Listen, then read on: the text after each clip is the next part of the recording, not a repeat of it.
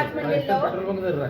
ఈ సందర్భంగా ఇక్కడికి వచ్చిన మీడియా మిత్రులందరికీ, ఇన్ఫ్లుయెన్స్ అందరికీ, డాక్టర్స్ కి, వచ్చిన పేరెంట్స్ కి అందరికీ హృదయపూర్వక నమస్కారాలు. ఈ సందర్భంగా ఫస్ట్ ఒకసారి మనం జ్యోతి ప్రజ్వలనతో స్టార్ట్ చేద్దాము. డాక్టర్స్ ఉన్న ఇద్దరిని ఒకసారి రమ్మని కోరుతున్నాను.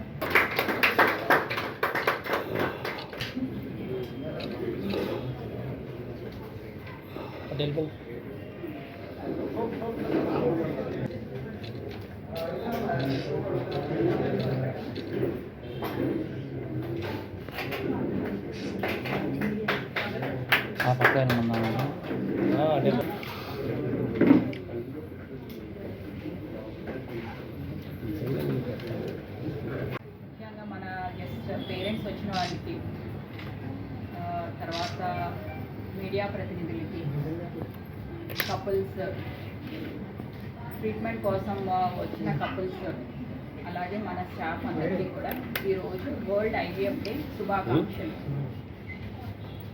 వరల్డ్ ఐవీఎఫ్ డే అనేది ఎవ్రీ ఇయర్ 25th జూలై అనేది జరుపుకోవడం జరుగుతుంది.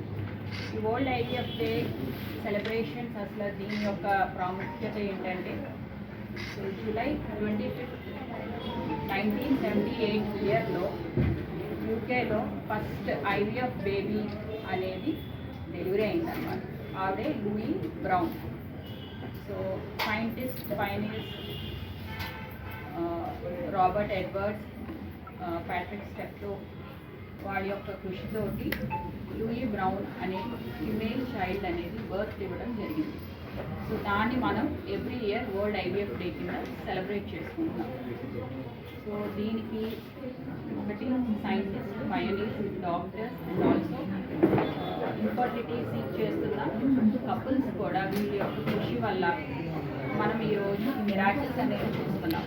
వరల్డ్ వైడ్ అదే ఎక్విప్మెంట్, సేమ్ అదే expertise and same high and investigations, treatments కూడా మన దగ్గర జరుగుతున్నాయి.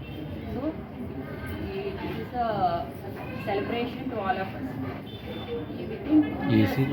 ఐవీఎఫ్ మేము ఇక్కడ థర్డ్ ఐవీఎఫ్ అనేది సెలబ్రేషన్ జరుపుకుంటున్నాం 49 రాజమండ్రిలో.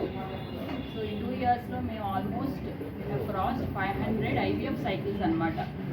We feel very proud as a 49 family in our Rajahmundry. Discuss చేసిన విధంగా సందర్భం ఏంటి అని అంటే, ఈరోజు వరల్డ్ ఐవీఎఫ్ డే. మనకి రాజమండ్రిలో 49 ఇది 3rd year రన్నింగ్ అనమాట. ఇప్పటి వరకు మోర్ దాన్ 1000 ఇన్ఫర్టిలిటీ కపుల్స్ని చూడటం జరిగింది. అండ్ ఇన్ఫర్టిలిటీ కూడాను చాలా ఎక్కువ అవుతుంది డే బై డే, అది అందరికీ తెలిసినదే.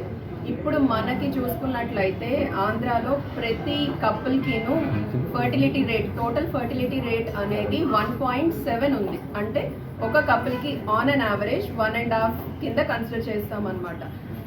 ఇది ఎందుకు అంత ఇంపార్టెంట్ అని అంటే, ఫర్టిలిటీ రేట్ అనేది బాగా తగ్గిపోతుంది. ఇది ఇలానే కొనసాగుతూ ఉన్నట్లయితే ఒక 20 to 30 yearsలోగా ప్రతి కపుల్కి ఒక చైల్డ్ ఉండడం కూడాను డిఫికల్ట్ అవుతుంది అనమాట.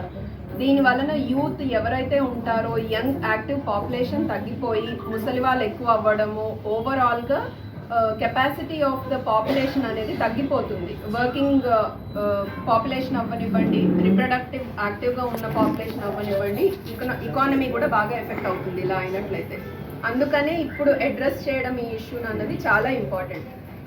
ఇకపోతే ఇన్ఫర్టిలిటీ విషయానికి వచ్చేసరికి female factor or male factor, మనకి సాధారణంగా సొసైటీలో ఉన్న అపోహ ఏంటి అని అంటే, ఇన్ఫర్టిలిటీ అని అంటే ఫీమేల్లోనే ప్రాబ్లం అని. బట్ కాదు. స్టాటిస్టిక్స్ కానీ, రీసెర్చ్ కానీ, స్టడీస్ ఏం చెప్తుంది అని అంటే 50-50.